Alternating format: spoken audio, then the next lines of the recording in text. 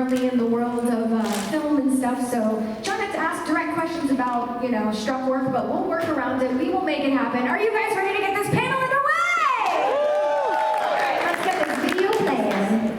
And every villain is only as great as his hero.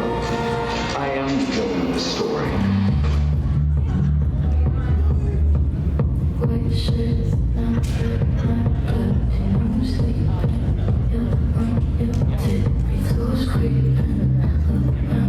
Digging this bass. Oh my gosh.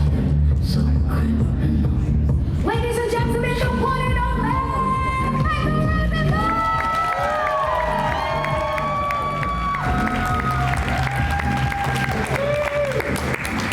Welcome to Spooky Empire. How you feeling? I feel like this is Poltergeist.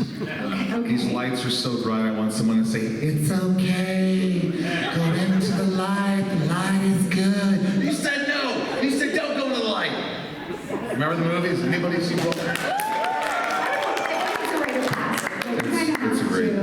I also wanted to mention, I know you Should I recently... not say Yes, Poltergeist? you Sorry. can. You're allowed to say Poltergeist. Yeah, we can say it as many times as you want. I know you recently said one of your favorite horror films is Hereditary. So good. It is. Such a good film. It's I won't say underrated, but there are a few films in the last 2 decades, honestly, that are worthy of saying it was a great film, like a good, solid horror. And I watch horror movies more than you guys, I swear.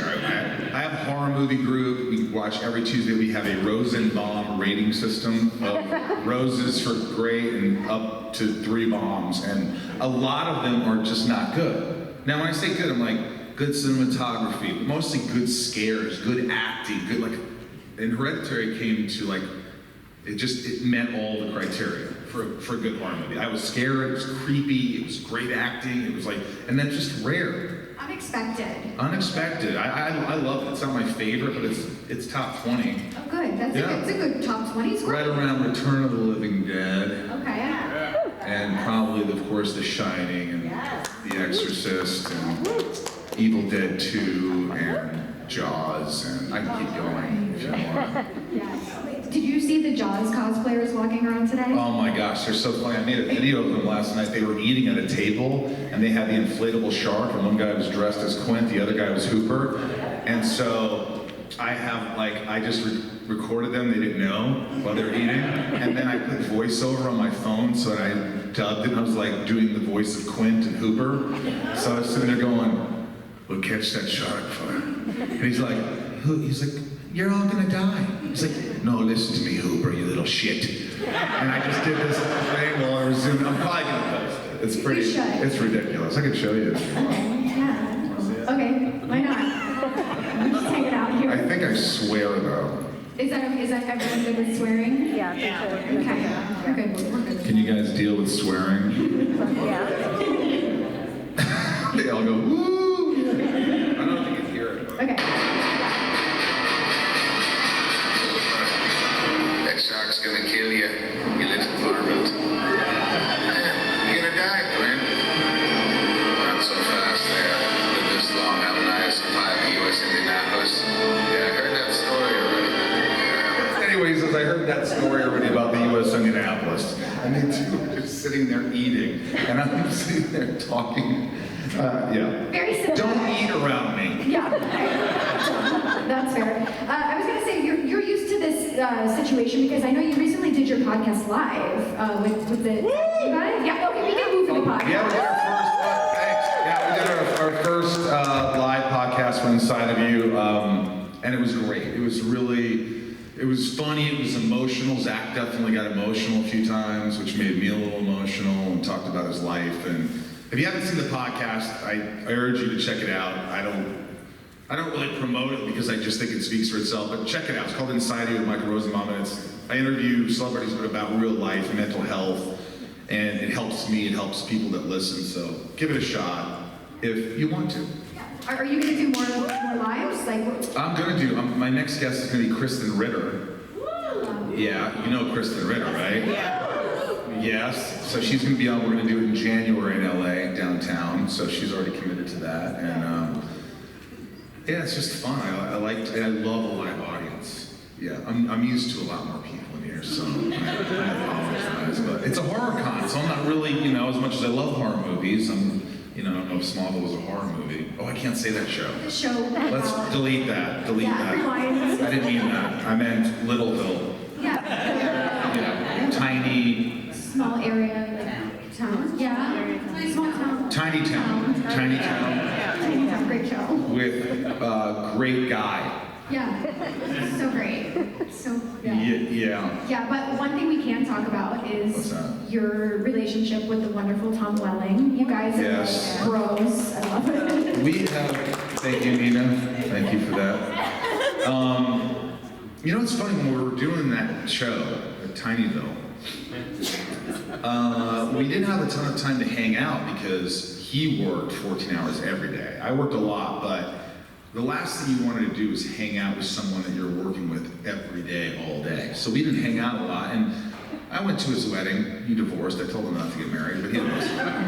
But we talk about it all the time. But you should have listened to me. It would have saved so much money. Have you been divorced?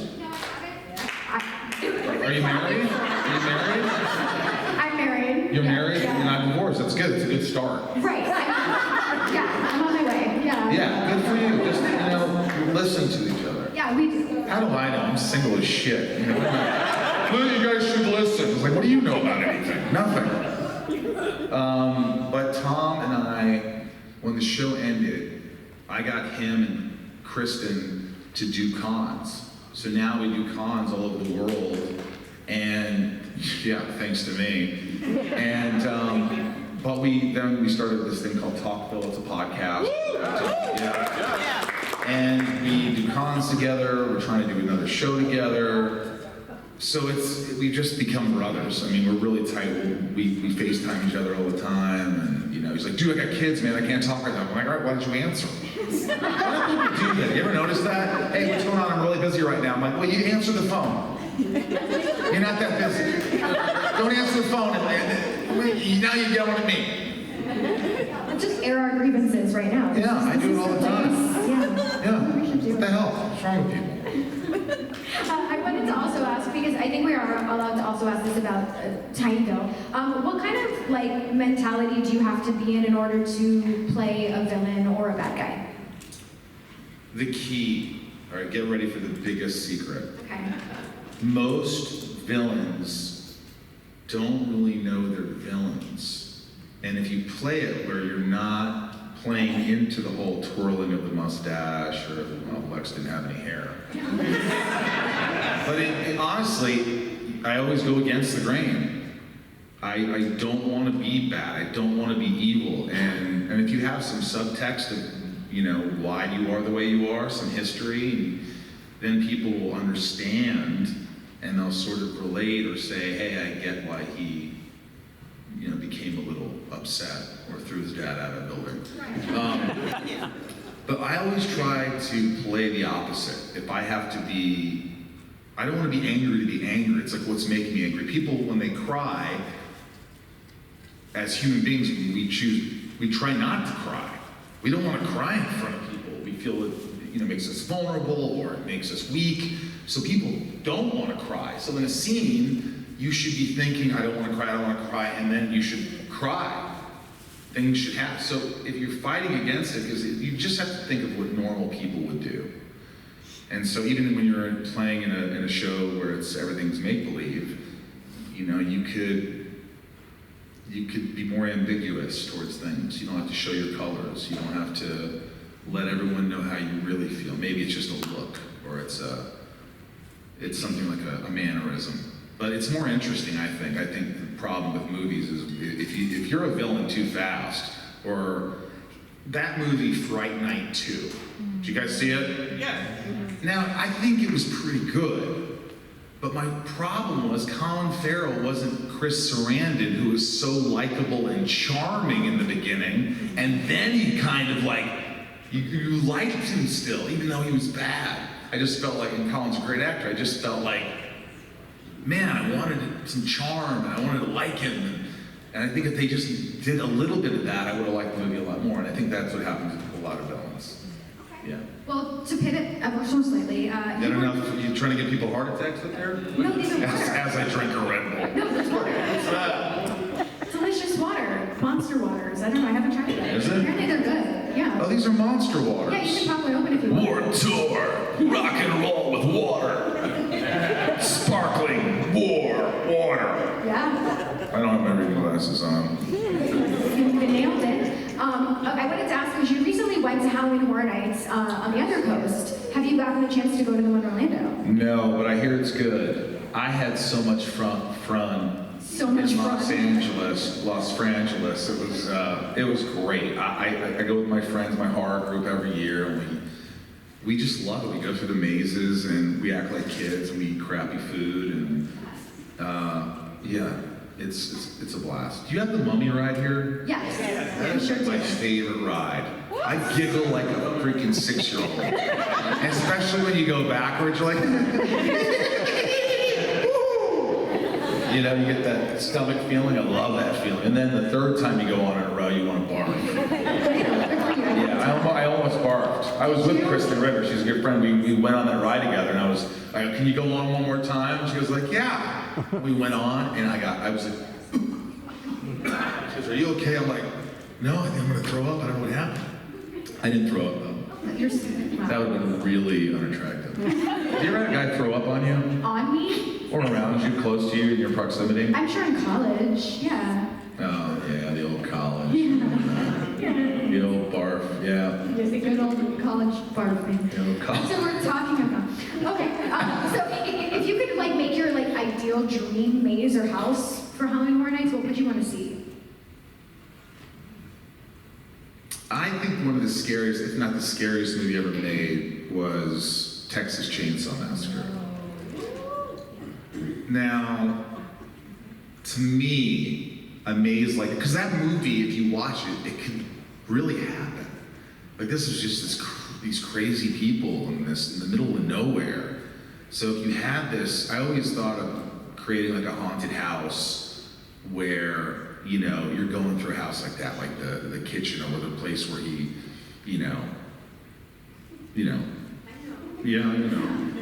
and having the family there sitting at the table, and you have to sit with them at the table, and it's just really creepy. And then he comes in, it's almost like telling a story, like the maze would tell a story. So you have to have dinner with them and pretend that, you know, you're the victim, and then you run out of the room, and you know you have to go out this door, and then you get chased through something like that. Because mazes mostly are just kind of crappy. They're not scary. Well, I was gonna say that sounds like something you have to sign a waiver for. That's like one of those experiences. Well, they can't touch you. Well, yeah. But That's the problem with mazes is, you know, you got these guys that are just like been there for 10 hours, right? And they're just tired. They're getting paid like $8 an hour, and then you go there and they're like.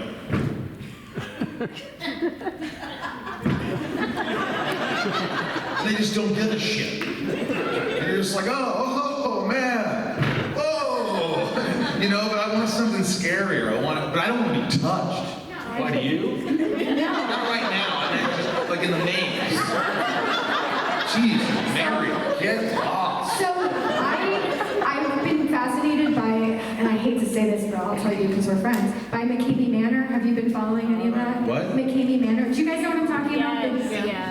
Where you do sign a waiver and they do like really torture stuff. They'll like cut your hair and they'll do all. It's really weird. Why would any normal person want to go through that? You don't. I don't know, but people. They do, want to cut right? your hair? Yeah. It's worse. I don't like to be touched. Yeah.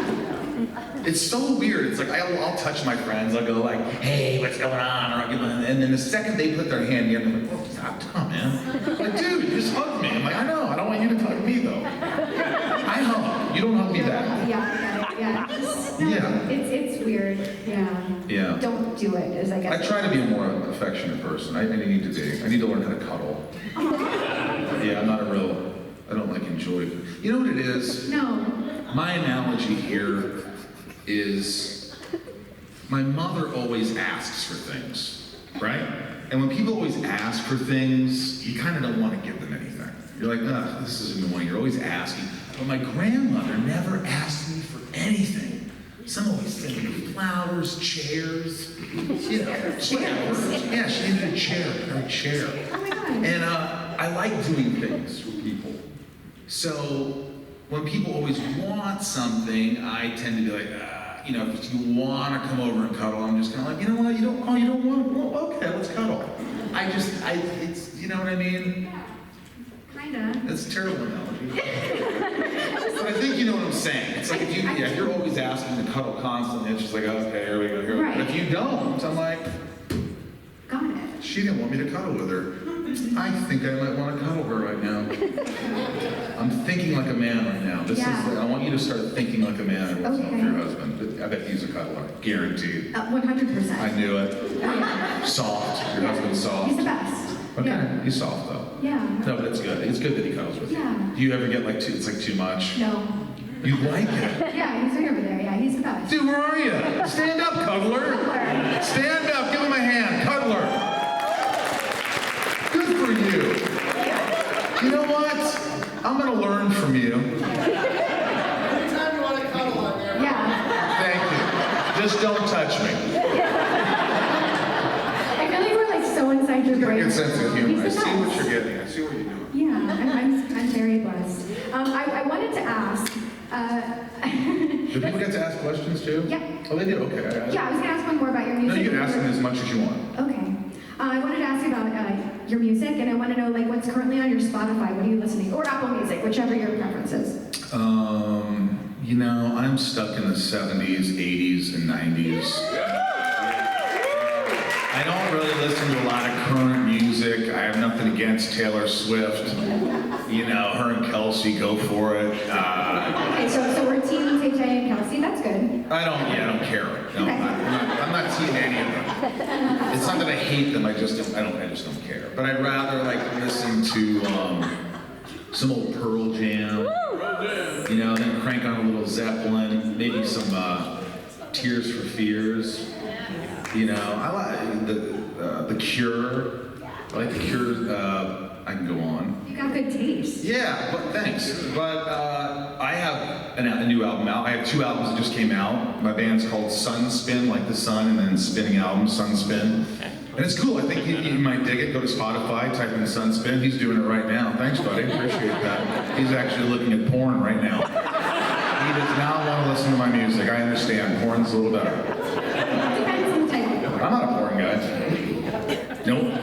Isn't that weird? No, I mean to each their own, I guess. Yeah, my friends are always like, hey, man, you don't watch porn? I'm like, no, man, I don't need porn. Maybe it has something to do with the cuddling factor too. I don't know. It's just the whole thing's an act. It's Okay. not real. No guy's gonna perform like that. Okay. Yeah.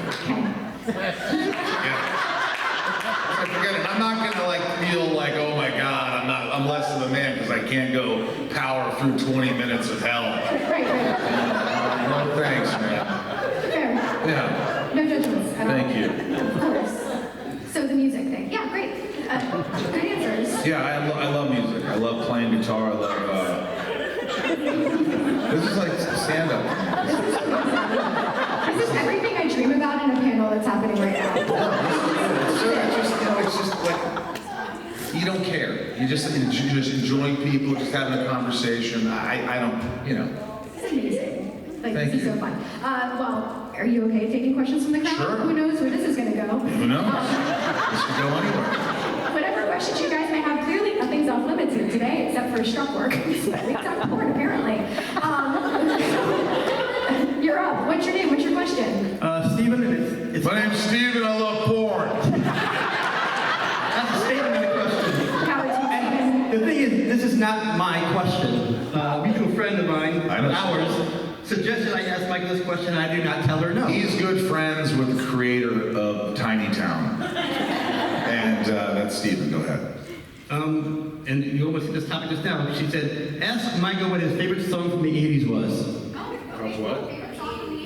Favorite song from the 80s. All right, this might be late 70s, early 80s, but there's a song, it sounds cheesy, but it always makes me think of my grandmother going to visit her, and it's like 2 in the morning, and we're getting off the interstate, and I just remember my head against the window, and my dad on the radio, if you leave me now, you'll take away the biggest part of me.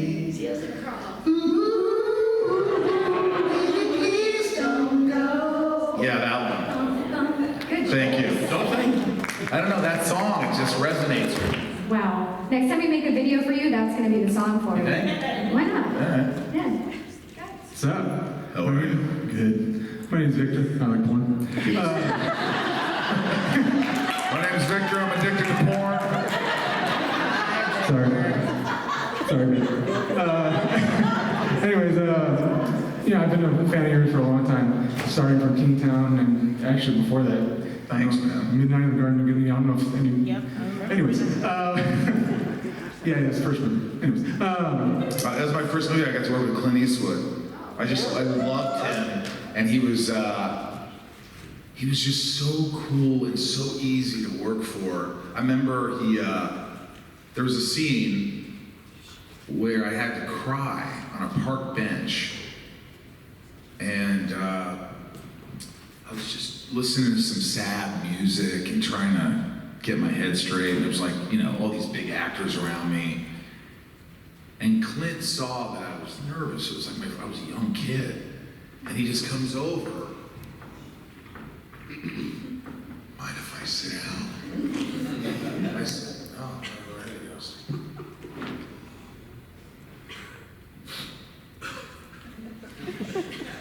He's just pretending he's crying. And I go, what are you doing, man? Oh, Michael, I'm just trying to loosen you up a little bit. Just have a good time. Let me know when you're ready, and we'll just let it happen naturally. I go, okay. And he walked away, and I kind of got in the moment. I looked up, and Clint looked at me, and he goes, and I looked at him, and I go like this, and he goes, Jack, to his DP, and he didn't even say action, and the cameras rolled, they did a push in, and afterwards he goes, well, how did it feel? I go, it felt really good. How did you feel? He goes, felt really good. And that was it. Yeah, he was so sweet. It was just like a nice moment I'll always remember with Clint. And what an impeccable Clint impression. That was I don't really do a lot of Clint, but yeah, I remember in what was the movie? In A Line of Fire. Remember when he says, Clint goes, "You have a rendezvous with my asshole, motherfucker." And I asked him about that. I go, you know when you said you have a rendezvous with my asshole, motherfucker? He goes, yeah. I go, was that improvised? He goes, I may have added a word or two. It was awesome. Go ahead with your question. all right. So TVville I've watched that show maybe 100 times front to back. It's one of my favorites from the beginning. But one of my favorite things about that show is the evolution of Lex. Not just so at first he might be a douchebag, but you want to like him. Like you may know he's going to be evil eventually, but you want to like the guy. And you see that throughout like the seasons, even though he's more curious. And how does that work as the evolution of the character? Because it seems like you did it different than any other actor has ever done that part before. Well, thank you. The writing on the show, everything around me, it was the perfect storm. And because there are other shows where Lex Luthor appears and he's just evil and crazy, and even some of the movies where he's just acting like the Joker, and you're like, that it's just not interesting. It's just not enough. It's like, oh, okay. But that was an important thing to me, to try to not follow in my father's footsteps. Try to be good. Try to prove to everybody that I'm a good person. Which I guess I kind of can relate to growing up. It's like I wanted approval. I wanted everybody to think I was good or good enough. And then sometimes you reach a threshold, or most of the time, where you're just like, I don't care what anybody else thinks. And I think that he hit that point, and that we saw that evolution where you don't believe me, you don't like me, all right, well then, I guess you pushed me to a point where I have to do what I have to do. And it was cool to watch that slow burn, because I love that people are like, I didn't want him to go bad, we loved him. And they could see all the stuff that he had done to try and be a good person and the hell that he went through. And it made sense, and it was cool to see. And even though he became evil, you understood why. So you felt for him. And that to me is great storytelling. It was great to be a part of that, because maybe it could have gone differently. Maybe after season 1, they're like, yeah, we want him to get evil now. And then I'd be evil for like 6 more years, and it just would be boring. Just yelling and, going nuts. But when you saw those little moments of me going crazy and in the straitjacket and Dad, doing all these horrible things to me, and it was cool to finally see him go, all right, I've had enough. I've had enough of you, I've had enough of your lies, and I'm going to become the villain now that you have pushed me to become. So that was kind of cool. Thank you. I appreciate that. But like you were saying about, other pieces of work, what a blessing to be able to see that evolution. I mean, it was... there were times when I was like, oh God, come on, can I just be evil? Can I? Just because it was like 22 episodes a year, and you're playing it. But I didn't really watch until now on the rewatch show that we have. But now that I'm watching, going, oh wow, this is cool. I don't want him to become bad, and I know that he inevitably does. But it was the creators were great. We talk, and I go, this scene right here, it just seems like he's too villainous. And they go, we know you won't play that. We know you're going to play the opposite of it. And I go, oh, okay. So I would just go into a scene, even though if it was written a certain way, and I would do it the opposite way, and it would play. It would just, it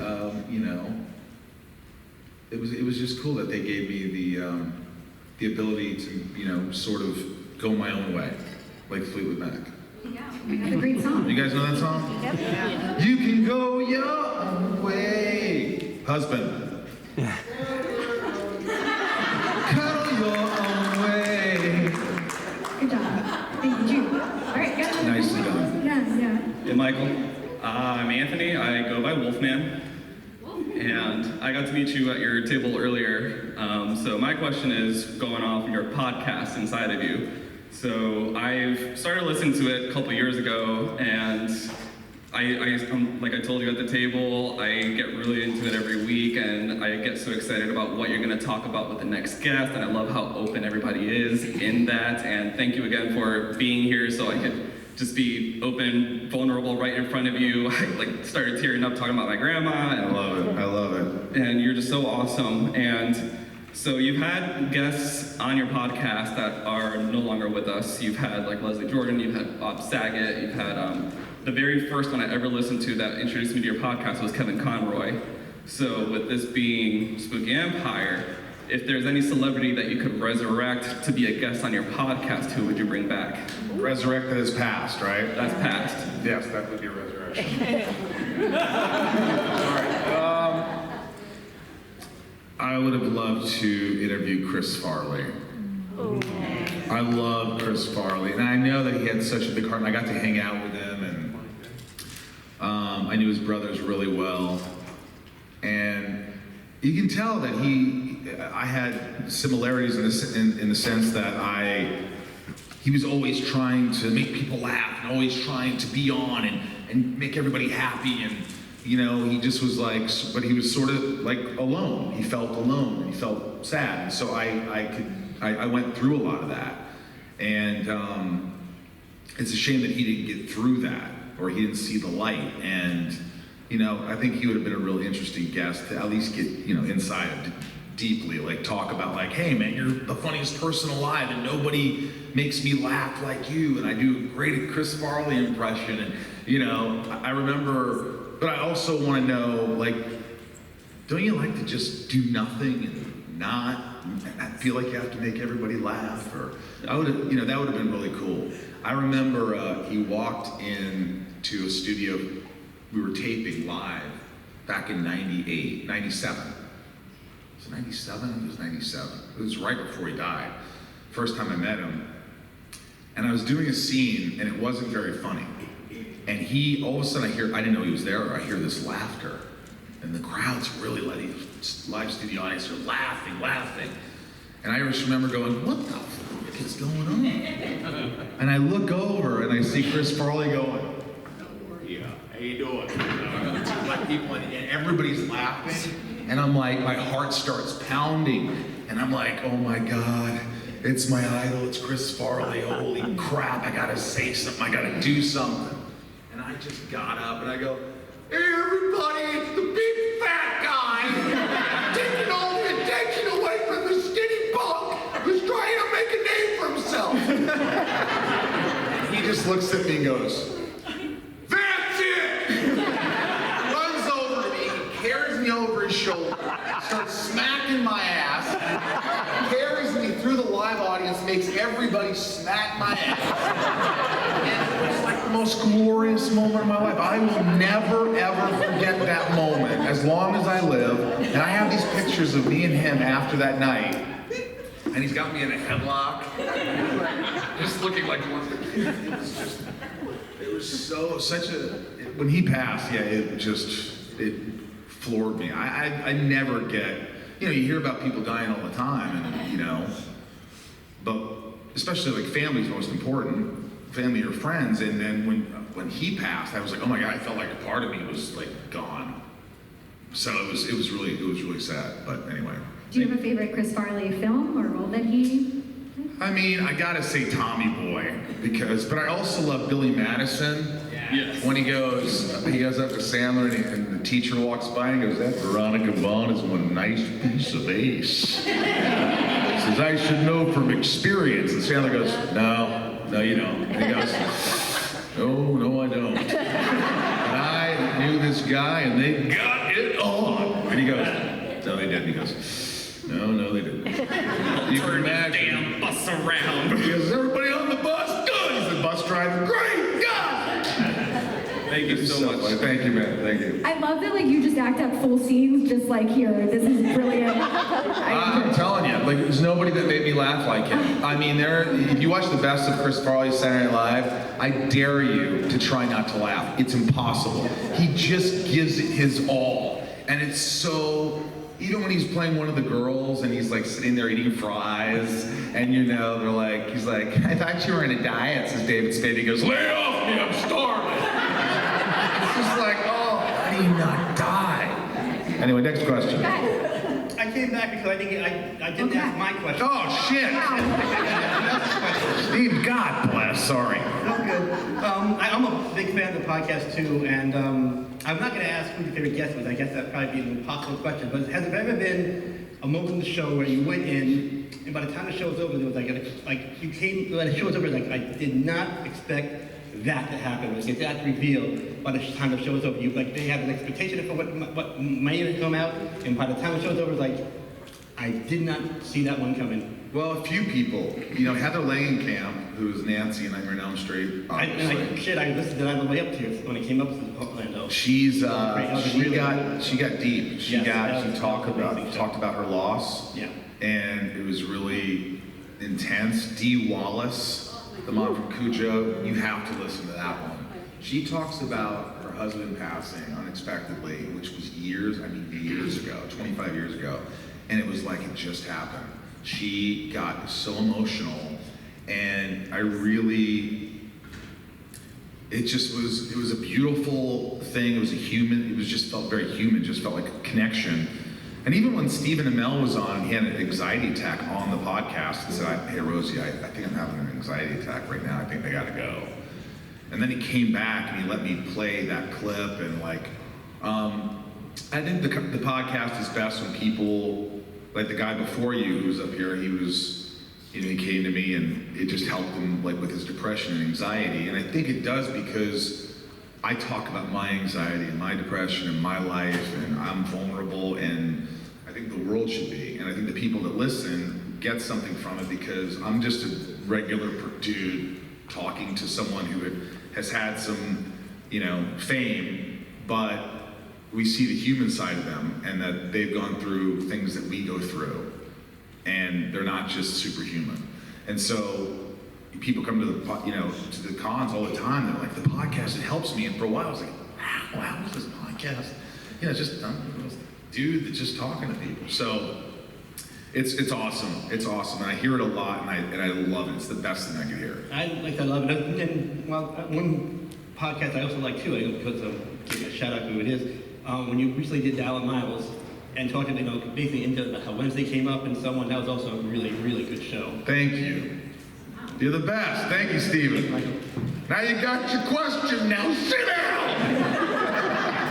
You can take the mic out, or yeah, whatever's easiest. You can drop it too. No. Drop that mic. Drop the mic. Drop the mic. Drop it down now. All right. Start dancing here.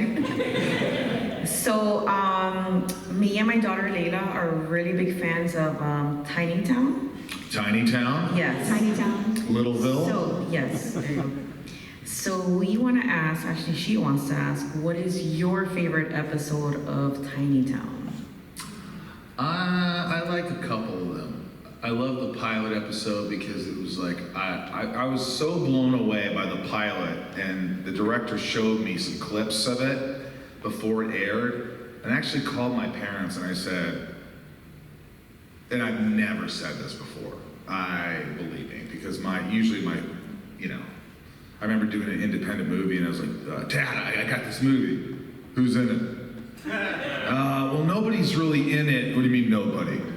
Well, it's an independent movie, so it's not a real movie. Anyway, Dad, how are you doing? So that was kind of my family. But when I saw this, I called them, I go, people are going to recognize me. This is going to be a big show. And they're like, what? Because I never would say that. I just knew it. I knew that this was something completely different. And it was amazing. But I'd say the pilot episode, I love Lexmas, when you think he's going to be good and kind of It's a Wonderful Life kind of feel. I love Shattered, when I go crazy. I love, there's a lot of great episodes. Onyx, when I split in half and I'm good and bad, and I say, I haven't known the story, that was cool. They were all a lot of fun. It's like, I go back and I look on this new podcast we're doing. It's cool. Sometimes I'm like, oh, I don't even remember that. So, thanks. Good question, lady. Yeah. Thank you. So we got a couple minutes left. I guess I wanted to ask, have you ever gotten to drive a Zamboni before? That's a great question. I wrote a movie called Zamboni. You did? Yeah, about this guy who's a Zamboni driver, but he was a good hockey player, but he made the worst play ever, which his team lost, and he became an outcast, and now he drives a Zamboni in a small town in Quebec, and he's got this Inuit friend, and the two of them are sort of outcasts, and they just sort of build this friendship, and they have a desire to go steal the Stanley Cup for reasons I won't tell you about, and they bond together like a Dumb and Dumber kind of team, and they go steal the Stanley Cup. But I never got to drive a Zamboni, but I think I would probably knock down walls if I did. Those guys, I don't know. I think it'd be kind of fun though. As long as they just said drive it, you can knock whatever you want down. It's cool. Cool. Yeah. But they won't say that. Oh no, that's a shame. All right, I think we have another question. It's your final question. Final question of the night. Now, with the, of course, iconic role you played on Little Town, Yes. would you ever be up for returning to that role in another movie or show or whatnot? Yeah, I would if it was something I couldn't turn down. If the writing was so good, but I just didn't want to appear as this guy in, some shows. Okay. I got some offers to play him in some other shows that are on or now not on. Some aren't not on, some are still on. And it just didn't feel right. It just was like, nah, there has to be some weight to this character. I can't just go on and be a guest star for 5 episodes. I have to be an integral part of whatever I'm doing. So I don't want to just do it to do it. Of course. So if somebody, I think it will happen. I think, me and the creators of Tiny Town have talked about stuff, and I think down the road it will inevitably happen. So we'll see. But I'm not afraid to. All right, thank you. Good to Yeah. know. Thanks, man. What will the hair stitch be? The hair? I'd shave it. Yeah? Yeah, look at all the hair I have. I'd just get rid of it. Cool. Yeah, I would, yeah, if you're gonna do it, you're gonna shave. You're gonna do it for real. You're gonna invest. You're not gonna put on some ball cap. You're not gonna, you know, you're gonna get into it. If I'm gonna do it, I'm gonna do it. Yeah, that's hardcore. So, we'll see. We'll see if the stars align, if it's the right thing. But like at the end of the day, I did it for 7 years, 160 something episodes, and I'm proud of my work. I'm proud of the show. I'm proud of everybody involved. I love you fans for watching, and you know, if it happens again, great. If not, it was a great ride. Well, thank you for this panel. This was such a gift. Like, thank you so much. It was a lot of fun. Yeah. Thank you guys. I guess I'll go back to my table now.